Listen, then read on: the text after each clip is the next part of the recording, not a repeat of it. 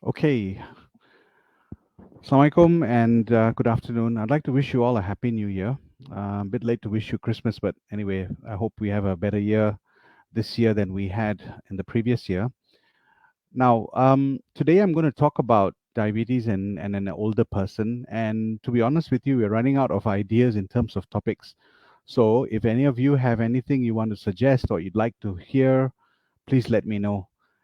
In the next session, in about 2 weeks' time, I'm going to be sharing this podium with Dr. Gafur, who's a colleague of mine in the surgical department in this hospital, and we're going to talk a little bit about weight loss and how it relates to diabetes and other things. So I'd be more than happy to have you tune in at that time as well. So let's start. Slides. Okay, so now I labeled this topic as I am old and I have diabetes and what should I do? And basically, diabetes extends through all the ages. And diabetes, type 2 diabetes, used to be known as a disease of the old, but nowadays it's become a disease of the young. But old people still get diabetes. Now, 1 in 5 Malaysian is diabetic. You already know this. 20% of Malaysians generally are diabetic, and the curve is slightly skewed towards the upper end. So when you look at these orange bars here, you see that the older people in our population actually have a lot of diabetes. So it starts off as young people having diabetes, and the curve now has shifted. And this is because Malaysians now are living towards, our average life expectancy is 70, 71, or something like that. So we have a lot of people who have diabetes at an older age group. And if you look at the latest data, this is 2019. Basically, if you look at the 60 years and above, about a third, 30% of the population actually have diabetes, and about 10% don't know. So a large number of people actually have diabetes as they get older. Now, the question is, what is old? When I was younger, I used to look at everybody and say, hello, auntie, and everybody was old. But now, as I get older, I realize that, I'm nearly getting there to a point where I would be called old. So, in some countries, we take 60, some countries take 65. People argue that, this is because of the official age of retirement and so on and so forth. But generally, WHO takes 65 as the cutoff. And I think in Malaysia, it's 50, 60 probably. So the problem is when you have a person who's older, let's say 60s and 70s going into the 80s, it can be very challenging to treat. And the reason is that, you have aging. There are complications of diabetes that have already set in, especially if you've had diabetes for many years. There are other medical problems, high blood pressure, cholesterol, and so on, that also need to be treated. People may have very high sugars, low sugars, and they may not have family support. So, what happens is then, if you are, for example, on various medications, I'll talk about this as we go on. Sometimes, like insulin, for example, in a person who has poor vision, it can be very difficult for the patient to inject himself, especially if their sugars are very high, but they need it. As you get older, sometimes there's depression, there's disability, maybe from a stroke, maybe from arthritis, and so on. Sometimes you don't eat enough because you cannot chew, your teeth are not so good, you have urinary incontinence, you fall, you're forgetful. And I've had patients who tell me, they can't remember how many times they're injecting in a day because they've injected and then they can't remember whether they've actually injected, and then they inject several times of insulin. So this can be dangerous, and of course, all of this leads to increased risk of mortality. Now, the challenges for someone who has diabetes is actually, or someone who's treating someone with diabetes, is the risk of low sugars, the medications that we are giving. Sometimes the kidney function is not working, kidneys are not working properly. The older person is frail. We have to set targets. You give all these people many, many types of medications, many pills, and this can be a problem. Especially if most of even taking a Panadol, 2 tablets of Panadol can be a problem, but when you have to take more than that, it can become a problem. And of course, all of this is costly. So, all of these problems then are the challenges which we face when we're treating someone who's older. When someone is young, let's say in their 20s or 18 or whatever, in their teens, it's very easy because the aim treating diabetes is to prevent symptoms and to prevent complications of diabetes. So 10 years, 20 years down the line, I'm trying to prevent these complications from happening by being very, very aggressive when I first see you. But when the patient is older, we have to decide what is important. Is it prevention of symptoms? Is it prevention of progression of complications? Is it trying to prevent complications and so on? So if you're 70 and you've just been diagnosed to have diabetes, and I'm trying to prevent complications that will occur into the 90s, then we really have to look at each patient as an individual and decide what really should be the aim of treatment. And this is the challenge when a patient walks through the door, especially a new patient comes in with a new diagnosis of diabetes. Let me give you this example. It's a 75-year-old man who first saw me in 2005. He's had diabetes since the age of 50, which means 25 years. And he's actually he's been on insulin and lately on tablets only because he's finding it difficult to actually examine to inject. He's full of life until about the last 18 months, and then he loves his durians. He's never without it. He's been depressed. He's prone to forget. He's off his food, so he doesn't really like to eat as much as he used to. Forgets to take medication, sometimes take too much medication, and the sugars have been around about 10, HbA1c around 8%. So if you ask me, the family were quite concerned that his sugars are high, but I'm more concerned about the other things, that the depression, the failure to forget whether he takes medication or not, whether he can actually be self-reliant and be relied upon to take his medication safely. This is what we worry about. So we have this index which we sometimes use. It's called the clinical frailty index. So stage grade 1, this is from Rockport, and basically it tells us if you're young, not young, if you're older and you're very fit, vulnerable, frail, moderately frail, severely frail, very severely frail, and terminally ill. This actually is a guide to doctors. By looking at the pictures, we can sort of gauge where our patients are in terms of fitness and frailty. And this would actually help us gauge how much really we should be doing in terms of treating diabetes. The motto has always been to do no harm. So, really, we should be doing no harm. So basically, if you ask me, would I intensify this patient's diabetes treatment? No. In fact, there is a place for maybe even cutting back, because we may do more harm than good if we overtreat this patient because of all the things that we discussed before. So he's 75 years old, I wouldn't do very much. If he was 55, what would I do? If he's 22, would I make it any different? Certainly. As he gets younger and the risks are actually less, then we would actually say to our patients, look, you're 22 years old. I need to be very aggressive because I don't want you to get problems when you're older. But when you're 75, it's a different situation altogether. Okay, sorry, my phone keeps ringing. Okay, so does that make the difference? The age certainly makes a difference. So what we are trying to achieve when we treat an older person with diabetes has to be very clear in our minds. Our goals have to be clear. What are we trying to get out of it? Now, the HbA1c remains our target. So HbA1c is the primary target for treatment. HbA1c, is the average sugar for the last 3 months, and we try and keep this as reasonable as possible. By reasonable, we dictate this by the age of the patient. And if you look at the guidelines, they will tell you that the patient is quite healthy and with a longer life expectancy, then a 7.5% might be reasonable. But if they are unwell or they are complex, there are multiple different problems that they have, then a reasonable HbA1c goal is 8%. If they're very ill, very complex, short life expectancy, we may even be generous enough to say, look, 8.5% is fine. I would accept this. So I often look at my patients and tell them, look, if you've reached 80 years old, I think you've earned the right to eat and to be greedy once in a while. So that's fine. So we tell the families, look, allow them a little bit of, snacks and whatever they enjoy in life, because you're trying to actually make sure that they have quality of life rather than be very strict with what we are trying to achieve.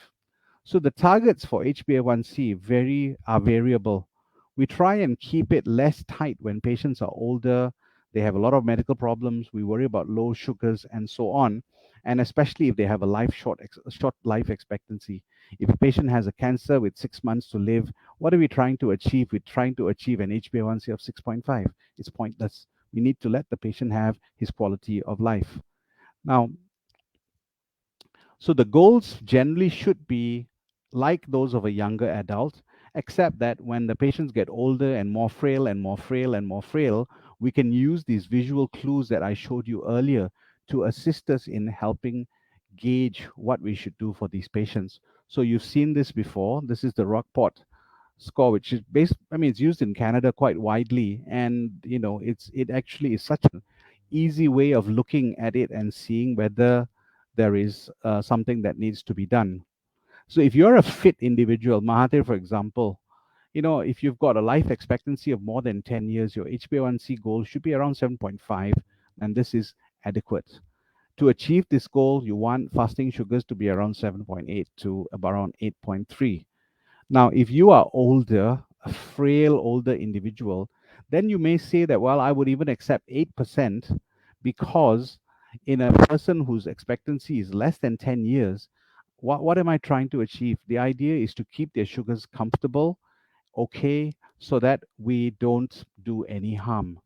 And individualize, if in a person who's very old and very frail, 90 years old, 100 years old, what are we trying to do? We're trying to make sure that we preserve quality of life.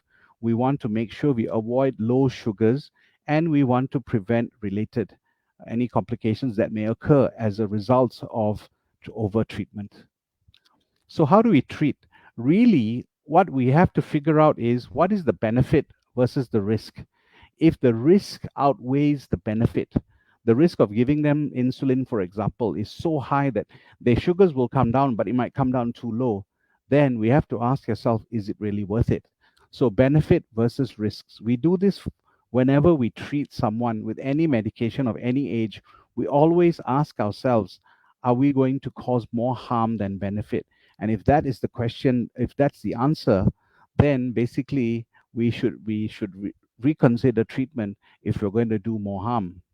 This is something we learned in medical school: first, do no harm. And this is part of the Hippocratic Oath. And basically, when you become a doctor, you have to say, well, first, do no harm. So if you are going to treat someone older and do harm, then really you should ask yourself if that's the right thing to do. So, in someone who's older who goes to the doctor has to decide what is the best target for your age and health status. Because, if you have heart disease, for example, causing you to have low sugars may be very, very dangerous. We need to tell you as a patient what your HbA1c target should be, and we need to tell you about the possible complications of the medications that you have been given and how to deal with them before medical assistance can arrive.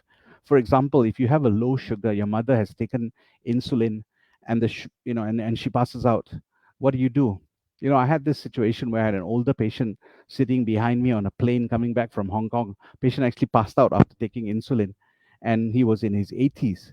So there you are. I had to, on the plane, have to give render first aid, give the guy glucose, and so on. But basically, this is something that a caregiver should know about before we actually embark on the treatment. And you also need to monitor for complications of diabetes. So diet's important. We need to tell an older person, similar to a younger person, that they need to avoid the salt, the carbohydrates, and so on. But also ask for help. A dietitian will be able to help you. And there are specific diets for other conditions like kidney disease and so on that need to be addressed. Exercise. In most older people, we would tell them, look, just go walking. Walk 30 minutes a day. If possible, make sure that you don't put yourself at harm. If you can barely walk and you're using a Zimmer frame, then the last thing you want to do is go walking around a park. But basically, if you do embark on exercise, it needs to be something within your own capability. Consult your doctor, do a full medical checkup, and then gradually build up to whatever you can tolerate.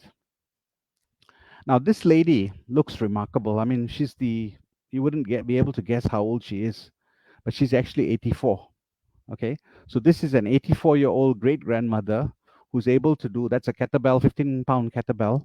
She's all over. I mean, she's past 80 and she's remarkable. She can actually go to the gym and still do this and still wear gym outfit like this and still look good. So basically, light exercises, light barbells, stretching, tai chi, whatever will be helpful in bringing down the sugar and also allow you to be mobile. Monitoring is important. There are many ways of monitoring. This is a Libre system, which is a continuous glucose monitoring system. But we encourage patients who are older with diabetes, especially type 2 diabetes, and if you're on insulin, to monitor as much as possible. Now, basically, when we're treating someone who has diabetes, an older patient with diabetes, we are actually using the same medications that we use, but we need to be careful and titrate doses and so on to make sure that we don't cause any harm. So basically, when we treat and we choose medications, we have to know, does the patient have, a full mental capacity? Do they have a functional capacity? I mean, can they do activities of daily living? Are they so frail that they can't even pick up the medication, can't even open the bottle which holds the medication? Are they at risk of falls? Do they have dementia? How's the kidney function? How's the liver function? And so on. Do they have other things like heart failure, renal failure? Are we looking at end of life care? Do they have visual problems, hearing problems? Can they actually self administer their own medications, for example, insulin? Are they living alone? So basically, these are the things that we need to ask ourselves should or when we start medications, because it all factors into the choice of medications which we use. There's a whole algorithm. I'm not even going to, I mean, basically, we're looking at this algorithm to decide what is going to be the best choice. There are many, many, many, many choices. And basically, we need to make the right choices. You don't need to understand this, but we can use a lot of different medications, but some cause low sugars, hypoglycemia, and others, for example, insulin may actually have a prolonged effect in someone who is older, who has renal impairment. So choosing medications in the elderly is actually very tricky, and this is why I always tell my patients, don't go out to the pharmacy and buy medications without seeing a doctor, because you need a little bit of training. You need some training to understand how drugs interact and all that, especially if you're older. So resist the temptation to cut out the middleman and go straight to the pharmacy to buy medication, as is happening a lot these days. Metformin, some of the medications we use, very safe to use even in older patients. Hypoglycemia, low sugar is the one we always worry about. And severe hypoglycemia can occur in quite a number of patients. So about 20% of patients who end up in an emergency room with low sugars are actually older people who perhaps have taken the inappropriate choice of medications. So when you're on insulin, when you're on, for example, sulfonylureas here, these medications can sometimes cause hypoglycemia. So you need to be careful. And hypoglycemia, which is severe, can be life threatening. Patients can progress into coma. Patients can have heart attacks and so on, especially if you're older and you already have heart disease. So, choice of medication is very, very important. So, hypoglycemia is the one thing that most of us are afraid of because, basically, if you have some other complications, allergies, whatever, we can deal with it. But when you have hypoglycemia, it can be life threatening and action has to be immediate. So in an older person who's living alone, sometimes this can be a problem. So the bottom line is, when I look at a patient who has an older patient who has diabetes, we need to take a proper history, do a proper physical examination, and you have to know what other illnesses they have, because basically what you give will very much be determined by this. What are you trying to achieve when you treat someone who's older? We need to teach them lifestyle modification, risk factor modification. And, to be honest with you, sometimes in older people, lipids and blood pressure treatment is probably sometimes more important than diabetes control. So we need to treat the patient holistically. Everything needs to be treated. And also, the choice of treatment is important. I've showed you that as I went through my lecture, my talk. And basically, we avoid medications that can lead to problems, hypoglycemia, heart failure, and so on. We always start simple. We always tell the patient what we're trying to do. We always educate the family, and we try to achieve certain targets. If we cannot achieve the targets, then we need to question why, and we need to reassess our treatment. We want patients to monitor, and we want to avoid complications of treatment. So the bottom line is it's always um, keep it safe and simple. And that's what we try and do when we treat someone who is older with diabetes. So thank you very much. This guy is about 70 years old. So with that, thank you very much. And I open to questions if there are any.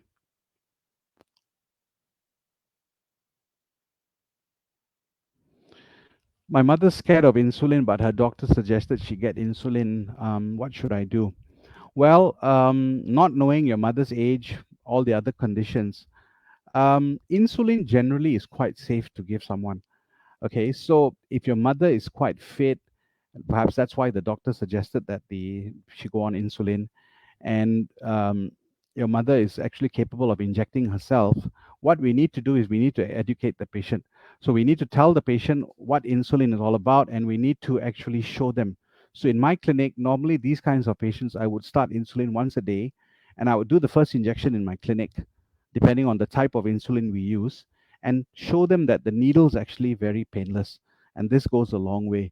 So you need to address that needle phobia that patients have by actually showing them the needle, actually letting them, you inject a dummy or something in the clinic, perhaps just to show her what the needle feels like. And you need to tell them that insulin doesn't mean that you're going to die very soon. Most people associate insulin with being very severe diabetes, and it's a near death experience. It's not like that. So you need to tell patients that. So that's what we do. What causes diabetes? Okay. Basically, when you talk about diabetes, you're talking about two types of diabetes primarily. Type 1 diabetes is due to failure of the pancreas to produce insulin, and this is usually it can happen at any age group, but it usually happens in younger children who have certain infections or something, and the antibodies actually cause disruption, and the pancreas causes is inflamed and it doesn't produce enough. So that's type 1 diabetes. Type 2 diabetes is generally accepted to be a disease of someone who has insulin resistance. That means the insulin you have in your body cannot work properly, and that's because usually due to weight issues. So obesity drives the diabetes, type 2 diabetes epidemic. So insulin resistance, it's more complex than that, but that's a simplistic way of looking at it. Next question. There any? Okay, I guess there are no more questions. So if there are no more questions, then thank you very much for joining me this afternoon. I look forward to seeing you all again in about 2 weeks' time.